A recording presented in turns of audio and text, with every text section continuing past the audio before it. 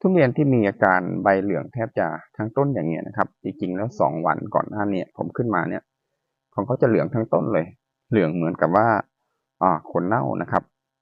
วิธีเช็คง่ายๆเลยครั้งแรกเลยที่เราดูก็คือเราต้องดูที่โคนต้นที่รอบคอดินนะครับดูว่าที่คอดินเนี่ยมันมีรอยดำๆรอบๆคอดินไหมก็คืออาการโคนเน่านะครับถ้าไม่มีเราสรุปลักษณะอาการของทุเรียนใบเหลืองแทบจะทั้งต้นเนี่ยก่อนหน้านี้2 วันนะครับผมขึ้นมาถึงผมไปที่ทางใต้มีสวนอยู่ที่นู่นนะครับขึ้นมาก็ใบเหลืองหลายต้นเลยในแปลงนะเราอันดับแรกที่ต้องดูก็คือเราต้องดูที่โคนว่ารอบๆคอดินเนี่ยมีรอยช้ำรอยดำไหมก็คือโคนเน่าไหมถ้าโคนไม่เน่าเราดูที่ยอดเลยครับยอดมีการผลิเนี่ยถ้ายอดผลิอยู่ก็ถือว่าตรงนี้เขาปกติแต่ปัญหาก็คือ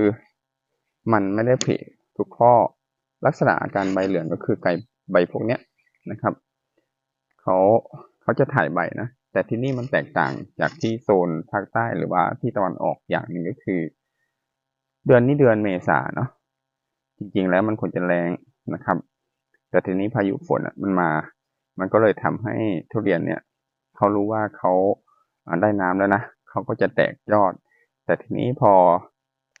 มีคำสั่งจากต้นให้ถ่ายใบพวกเนี้ยนะครับถ่ายใบและแตกยอด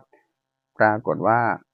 ความชื้นในอากาศเนี่ยมันหายไปเพราะมันตกแค่รอบเดียวหรือ2 รอบก็ทิ้งช่วงนะครับทีนี้พอดินเนี่ยดินเขาขาดความชุ่มชื้นมันไม่สามารถที่จะทำให้แตกตาข้างทุกข้อได้เขาก็แตกเท่าที่เขาสามารถจะแตกได้แล้วเล็กนิดเดียวนะครับทีนี้ความต่างของทุเรียนในเขตพื้นที่ภาคอีสานอย่างหนึ่งก็คือถ้าเป็นที่โซนตะวันออกหรือว่าที่ภาคใต้เนี่ยทุเรียนพวกเนี้ยเขาจะต้องแตกยอดก่อนแตกยอดในตาข้างบนจะแตกหมดเลยแตกก็ต้องพุ่มพอใบแก่ติดเภสัชติดแก่เขาจะทิ้งใบแต่น้ำไม่พอก็เลยทำให้เนี่ยเป็นแบบที่เห็นเนี่ยใบไม่เต็มแล้วก็ใบเล็กมากเลยนะ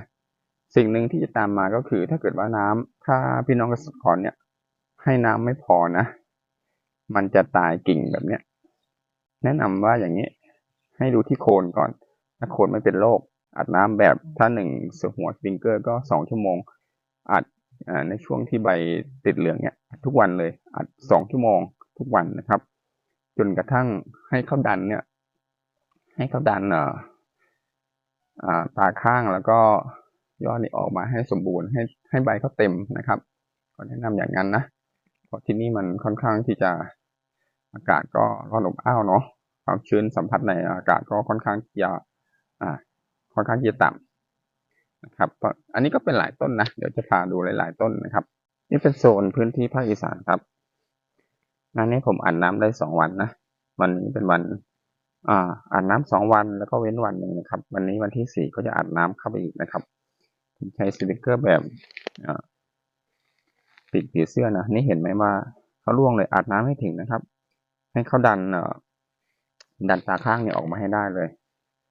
เนี่ยตาข้างแบบเนี้ยด้านข้างเนี่ยถ้าไม่อย่างนั้นนะมันจะทิ้งกิ่งนะครับเนี่ยเห็นเหลืองจะเหลืองแล้วดูเหมือนจะโทรมใบไม่เต็มนะครับนี่ใบร่วงนี่วันที่4อาบน้ำ2 วันเนาะเว้นวันหนึ่งวันนี้วันที่4ก็เดี๋ยวจะอาบน้ำเข้าไปอีกเอาให้ฉ่ำครับแล้วไปดูที่โคนเนาะเนี่ยดูที่โคนเนาะนั่นแบบนี้สวยมากรากแบบนี้จะสวยนะขอโทษนะมันมันถือกล้องอยู่ก็เลยกล้องจะสั่นนิดนึงเนี่ยให้ดูชัดๆอย่างนี้โอเคนี่อย่างนี้นะอย่างนี้คืออาการปกติครับถ้าเกิดว่าเขาเป็นโรคเขาจะดำนะแล้วเราเอามีดขูดดูมันจะดำแล้วก็เอาเมทาเล็กซินนะครับทุเรียนเรายังไม่เคยแบบว่าอยู่ในพื้นที่ที่โดนสารเคมีเยอะแล้วก็เอาเบาๆไว้ก่อนนะผสมน้ำราดโคนถ้าเกิดว่าเขาดำนะอันนี้ไม่เป็นไรนะครับที่ขาดก็คือน้ำเนี่ยดูความชื้นเนี่ย อันนี้คือได้แต่น้ำขนาดนี้ทำยอดไม่ได้นะครับเราต้องอัดเพิ่มเข้าไปอีกคือลักษณะอาการอย่างนี้ก็คือแนะนำว่าน้ำไม่ถึงไปเลยนะครับสารเคมีใช้ได้ไหมใช้ได้นะครับไม่เห็นไหมใบเล็กนิดเดียวข้างในไม่แตกเลยสารเคมีที่จะใช้ก็จะเป็นสาหร่ายเนาะสาหร่ายที่มีส่วนผสมของอะมิโนนะครับปุ๋ยเกตเนี่ยยังไม่แนะนำนะครับยังไม่แนะนำเพราะว่าปุ๋ยเกตเนี่ยทุเรียนเขาจะสามารถดึงปุ๋ยเกตไปใช้เต็มที่ก็ต่อเมื่อใบเขาติดกลางหรือว่าเริ่มจากเพสละตอนนี้ถ้าใช้ปุ๋ยเกตผมห่วงว่าเนื้อยาที่ผสมกันมากเกินไปเนี่ยมันจะอาจจะมีผลต่อทุเรียนเราได้ผมแนะนำแค่สาหร่ายอะมิโนนะครับจะช่วยให้ชุ่มชื้นไปดูต้นเล็กหน่อยเนี่ยตอนนี้ก็เหลืองเลยแต่ตอนนี้ร่วงหมดละพออาบน้ำมันได้น้ำเต็มที่นี่มันจะร่วงพลูเลยเห็นไหมเมื่อก่อนนี่เหลืองทั้งต้นอ่ะตอนนี้ใต้โคนมันต้องอาบน้ำนะครับเห็นไหมเนี่ยเล็กนิดเดียวนะครับ